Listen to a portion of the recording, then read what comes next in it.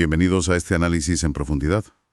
Hoy vamos a sumergirnos en un tema que, bueno, de una forma u otra nos toca a todos. Esa conexión tan intrincada entre nuestras emociones, nuestros pensamientos y al final nuestra salud física. Así es. Y para explorarlo, vamos a desgranar las ideas de un libro que lo aborda muy de frente. Se titula No siempre es otoño, de Dayana Querales. Y el subtítulo ya es toda una declaración de intenciones. Un camino al bienestar, porque todos tenemos algo que sanar. Me gusta mucho ese punto de partida, ¿eh? Da por hecho que la sanación es un proceso universal. La misión de hoy, por tanto, es extraer las claves de esta obra.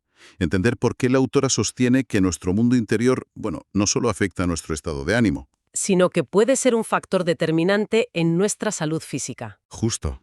Y ver qué herramientas propone para que cualquiera pueda tomar un papel activo en su propio bienestar. Eso es. No como un espectador, sino como protagonista de su propia sanación. Pues si te parece, empecemos por el principio, que es bastante curioso. El propio título. Sí. La autora cuenta que la frase «no siempre es otoño» le vino como una especie de susurro mientras caminaba. Y lo curioso es que, de entrada, la rechazó por completo. Claro, es que le parecía muy negativo empezar un libro sobre bienestar con un no tan rotundo. Pues sonaba un poco contraproducente. No le encontraba la conexión. Pero, según relata, sintió que era una idea que no podía ignorar. Y decidió investigar un poco la metáfora. Y ahí es donde la idea cobra todo su sentido. Se dio cuenta de que cada estación dura más o menos unos 3 meses. 3 meses. Y ese periodo, 3 meses, es un tiempo que en muchos procesos terapéuticos se considera ya significativo para empezar a ver cambios, para sanar. De repente, el otoño se convirtió en la metáfora perfecta. Claro, es la estación en la que los árboles se despojan de sus hojas, se quedan vulnerables, casi desnudos. Exacto. Es una imagen muy potente de nuestros propios momentos de crisis, de pérdida, de dificultad. El título entonces deja de ser negativo, se convierte en una promesa. En una promesa de que por muy duro que sea ese otoño personal, no es permanente. Justo. Es solo una fase, una estación que, como todas, pues dará paso a la siguiente. Vale, establecida la metáfora, vamos al núcleo de la propuesta. El libro arranca con una afirmación que la verdad te obliga a detenerte. Cita investigaciones que sugieren que entre el 75 y el 90% El 90%. de las enfermedades tienen un desencadenante emocional.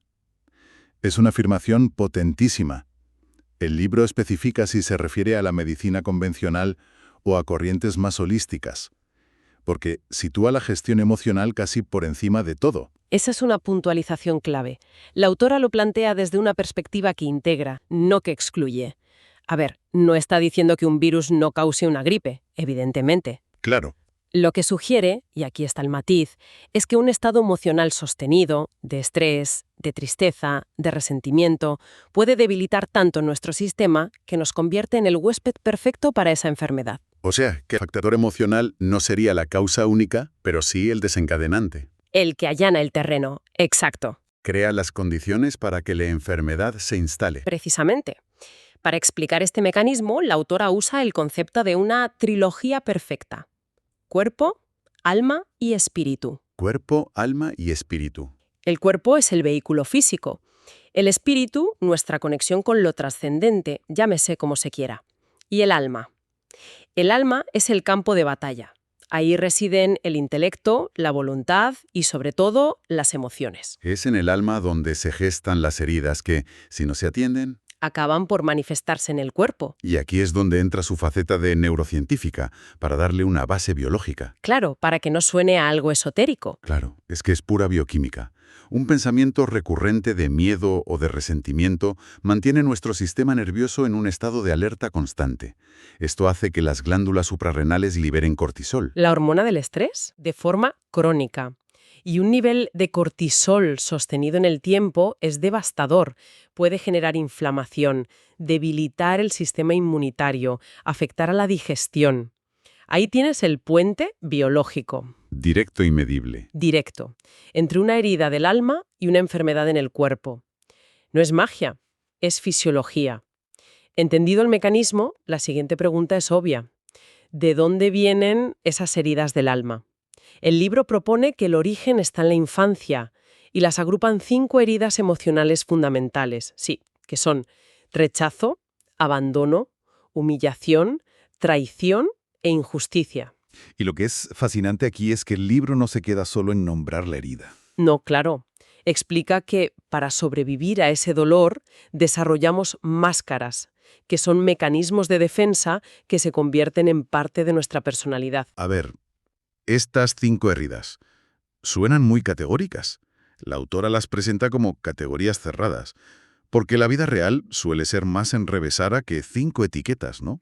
Totalmente. Es más un arquetipo, un mapa para empezar a explorar. Rara vez se dan en estado puro. La herida de rechazo, por ejemplo, genera la máscara del huidizo. El huidizo. La persona que evita situaciones, compromisos, vínculos profundos, por un miedo atroz a ser rechazado de nuevo. Claro. Y la de abandono, me imagino que por ahí irán los tiros, crea el dependiente. Justo. El que busca constantemente aprobación y apoyo externo, porque no confía en su capacidad para valerse por sí mismo. Entiendo. La máscara es una estrategia de supervivencia que a la larga se vuelve una cárcel. Exacto. La de humillación puede llevar a la máscara del masoquista, no en el sentido sexual, sino... Sino en el de tolerar situaciones de sufrimiento. Eso es, porque inconscientemente es el rol que conoce. Luego, la de traición se convierte en la del controlador, esa persona que necesita tenerlo todo bajo su dominio para no sentirse vulnerable. Para que no le vuelvan a engañar. Claro. Y finalmente, la herida de injusticia forja la máscara del rígido, alguien que se impone a sí mismo y a los demás normas y expectativas altísimas. Pero, ¿estas máscaras son siempre tan evidentes? Me da la sensación de que uno podría autoengañarse fácilmente, o quizá usar diferentes máscaras en distintos ámbitos, ¿no? Por supuesto, el autoengaño es el principal obstáculo. Por eso el libro insiste en que el primer paso no es fácil. Requiere una honestidad brutal con uno mismo. Exacto. Mirar hacia adentro y reconocer esos patrones de comportamiento no como nuestra forma de ser, sino como una consecuencia, como una máscara que adoptamos para protegernos de un dolor antiguo. Ese es el verdadero punto de partida. Vale, identificar las heridas y las máscaras es un trabajo de introspección enorme. Pero una vez que tienes una sospecha y dices, creo que lo mío es la herida de la injusticia, y por eso soy tan rígido, ¿qué haces con eso? ¿Te quedas con la etiqueta o el libro te da un mapa para seguir? Ahí es donde la propuesta se vuelve práctica. Se apoya en 3 preguntas esenciales que la autora toma del psicoterapeuta Jorge Bucay. Ajá. La primera es, ¿Quién soy? la segunda ¿A dónde voy? y la tercera.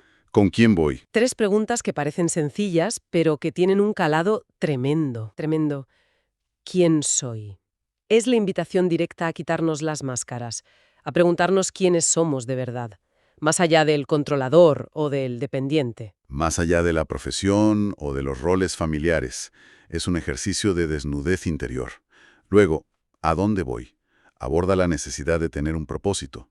El libro usa una metáfora muy gráfica, un marinero perdido en el mar, que no solo necesita saber dónde está. Sino, y esto es crucial, hacia dónde se dirige. Sin un destino, cualquier viento es desfavorable. Tener un propósito, por pequeño que sea, da dirección. Y la tercera, ¿con quién voy? Me parece importantísima. Nos obliga a mirar a nuestro alrededor, a nuestro entorno. Sí, nos hace reflexionar sobre las personas que nos acompañan. Nos nutren, nos apoyan, nos impulsan, o nos drenan energía y refuerzan nuestras heridas. Elegir conscientemente a los compañeros de viaje. El proceso de sanar. Estas 3 preguntas, en el fondo, son la estructura para reconstruir nuestra coherencia interna. Además de estas grandes preguntas, el libro propone ejercicios muy concretos, casi mundanos. Me llamó la atención uno que llama la técnica de vaciar el cajón. Sí, es muy potente por su simplicidad. La idea es que cuando la mente está caótica, una acción física de orden puede ayudar a calmarla. ¿Un cajón desordenado, por ejemplo? Eso es, algo pequeño, manejable. Ponerlo en orden, clasificar, tirar lo que nos sirve, es una forma de externalizar el proceso que necesitamos hacer por dentro. Es una acción simbólica. Una acción física con un efecto mental directo. Y también habla de la gratitud. Propone un ejercicio clásico pero efectivo. Escribir una lista de 5 cosas que agradecer cada día durante 21 días seguidos, para crear el hábito. Exacto. Y neurocientíficamente está demostrado que practicar la gratitud de forma consciente obliga al cerebro a buscar lo positivo. Esto puede cambiar literalmente nuestras rutas neuronales. Vaya. Fomenta la producción de dopamina y serotonina. Y por encima de todo, el libro insiste en la importancia de vivir en el presente.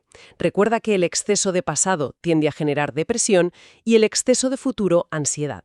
El único lugar donde podemos actuar es aquí y ahora. Justo. Toda esta exploración, toda esta teoría, no surge de la nada. El libro está profundamente anclado en una historia personal que es a la vez el motor y la prueba de todo. La historia de Yolanda Pérez.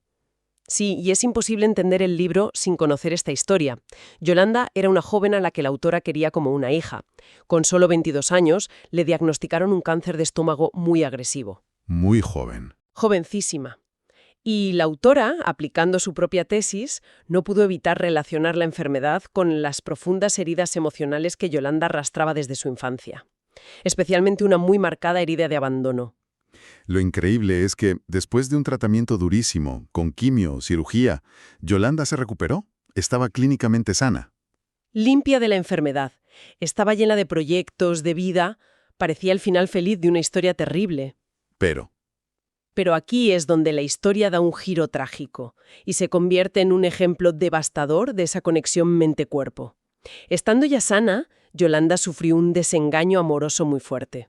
Una traición. Una traición que la hundió en una depresión profunda, reactivando, seguramente, sus heridas más antiguas. Y la recaída del cáncer fue inmediata, fulminante.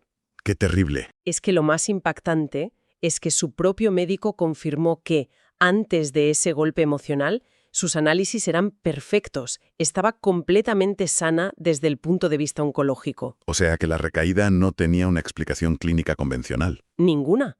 Fue el colapso emocional lo que, según la tesis del libro, abrió la puerta de nuevo a la enfermedad. De hecho, hay una conversación que la autora reproduce en el libro casi al final que es demoledora. La propia Yolanda, reflexionando, le dice a la autora algo como: Sí. Me han pasado tantas cosas, tantas buenas y tantas malas, y decidí quedarme con las malas. Es por eso que enfermé. Esa frase encapsula toda la tesis del libro. Es un reconocimiento, en primera persona, de cómo la elección de aferrarse al dolor puede tener un coste físico letal. La historia de Yolanda es un caso de estudio real y doloroso que muestra, de la forma más trágica posible, Que sanar el cuerpo no es suficiente si el alma sigue profundamente herida. Entonces, ¿qué podemos sacar en claro de todo esto? Si lo resumimos, No siempre es otoño es una defensa apasionada de la necesidad de atender nuestro mundo interior.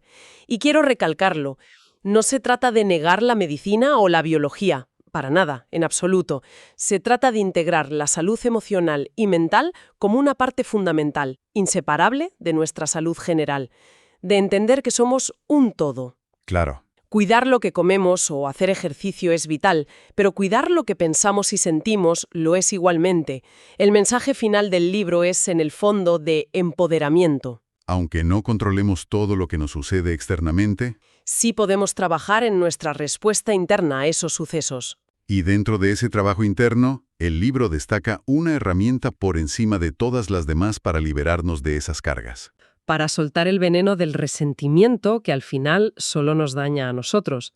Pero sobre todo, y esto suele ser lo más difícil, Perdonarnos a nosotros mismos. eso es, por las decisiones que tomamos, por los errores cometidos, por no haber sabido gestionar las cosas de otra manera. Ese perdón es la llave para cerrar las heridas del alma. Y evitar que sigan manifestándose en el cuerpo. El análisis de hoy nos deja con una reflexión final.